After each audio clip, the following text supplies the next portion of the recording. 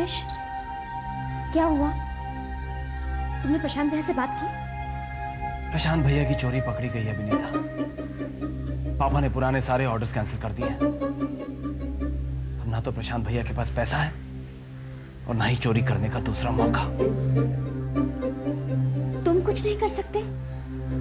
I mean, तुम तो company के चेयरमैन हो ना? नहीं विनीता, मैं कुछ नहीं कर सकता। मैं चेयरमैन हूं, लेकिन ये कंपनी मिताली दीदी और पापा के बनाए हुए नियमों पर चलती है और मैं वो नियम बदल नहीं सकता। अगर वो लोग मेरे साथ नहीं होंगे तो ये कंपनी चलना बंद हो जाएगी।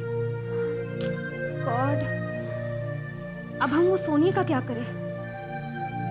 जब तक वो घर में है तब तक हम सरोगेटिंग तो नहीं कर सकते। विनीता, तुम्हारा ये सरोगेटिंग का आइडिया ही गलत था।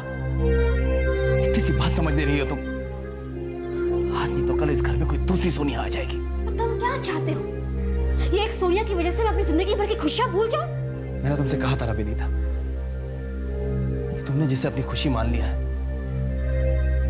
उसकी वजह से तुम्हारी जिंदगी में सोनिया जैसी लड़कियां बार बार आती रहेंगी। मैंने तुमसे पहले भी कहा था, झूठ से सिर्फ झूठ और मक्कारी पैदा होती है और कुछ नहीं। तो ठीक है, हम इस झूठ को ही खत्म कर देते हैं। बता देते हैं सबको कि हमें बच्चा नहीं हो सकता। और भिमानी परिवार की करोड़ों की जायदाद पर प्रशांत भैया को अकेले बैठने दो। शायद ऐसा ना भी हो।